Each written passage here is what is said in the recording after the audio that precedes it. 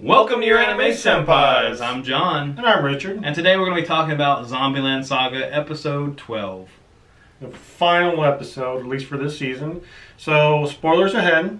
And if you haven't watched this episode, go watch it and then come back. And if you like our reviews, consider subscribing to our channel. And let's get this started. Okay.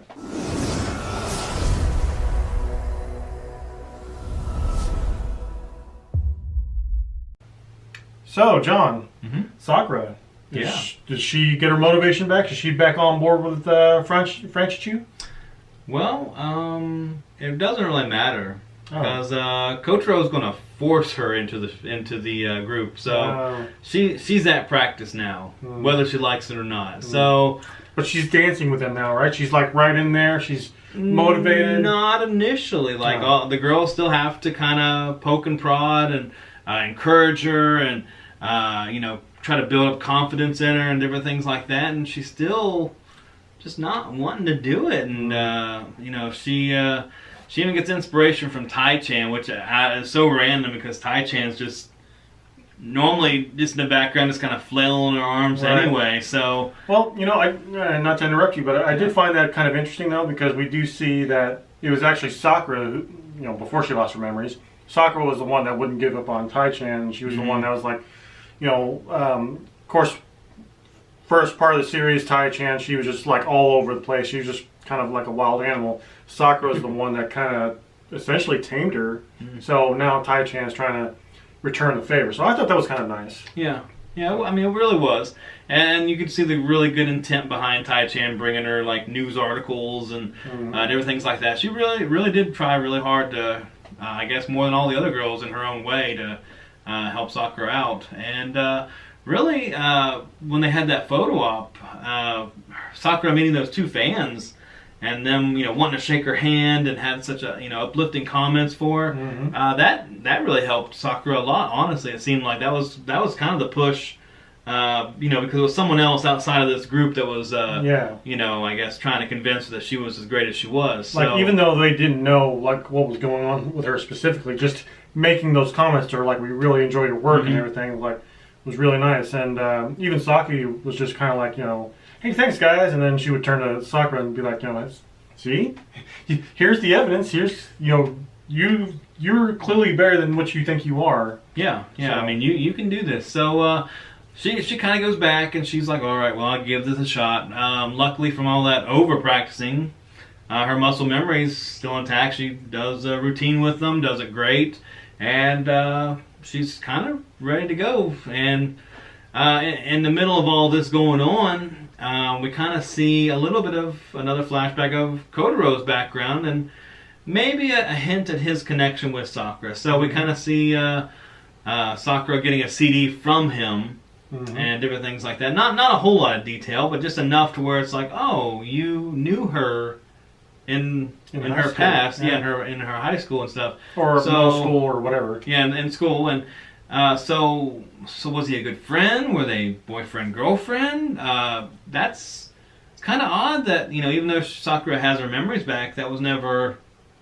Well, it's because he's got the sunglasses. Oh yeah, that's true. The sunglasses make the difference. Kind of like with Superman, he's got the glasses on. Nobody knows that Clark Kent is Superman. Totally forgot about the sunglass effect. Yeah. Okay, so anyway, we'll hopefully find out whenever. But anyway, so the show in Arpino starts that night, and there's a heavy snowfall expected. But that's not going to stop our girls.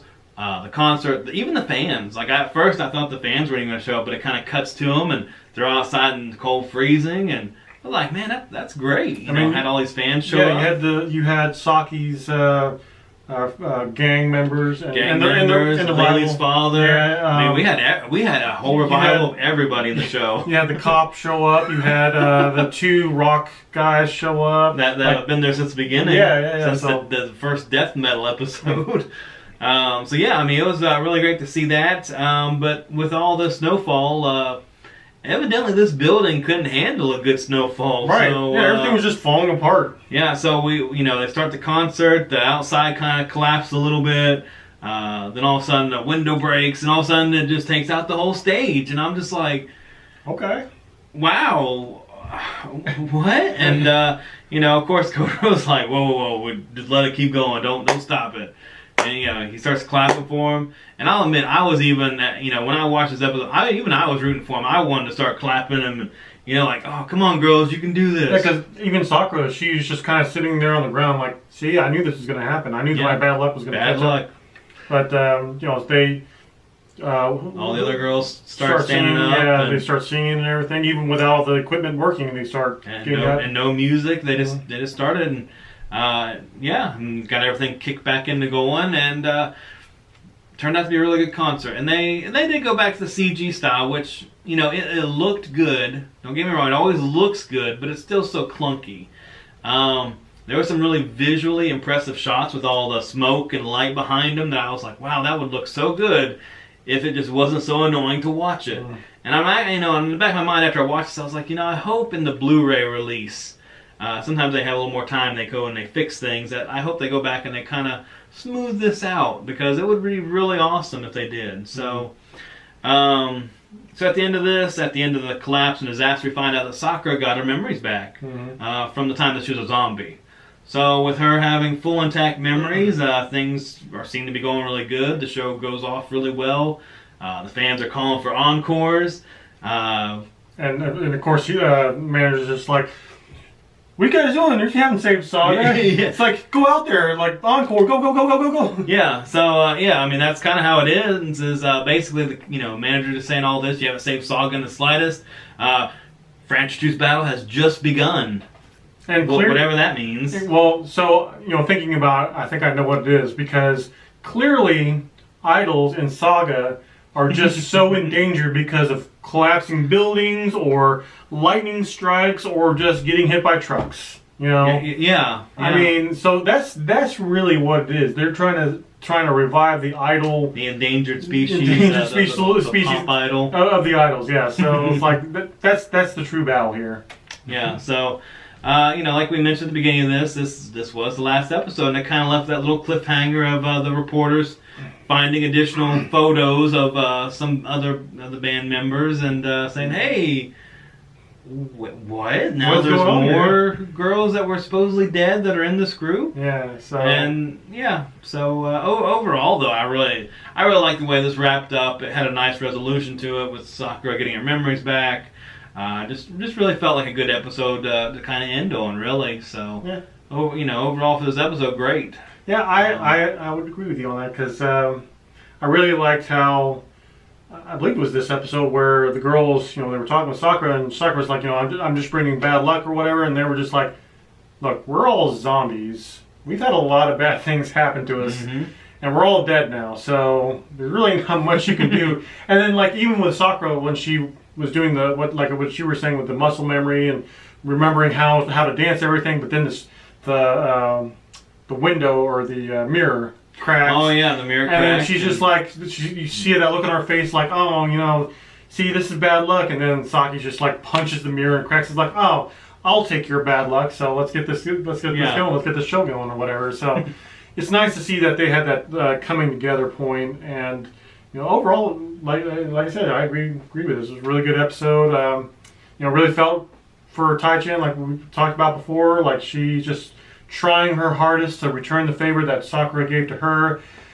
I was kind of disappointed in the sense that, at least for this season, I was hoping that Tai-Chan would Yeah, she made these steps where you thought she was going to start awakening or talking or something. I guess technically she's awakened, but she's not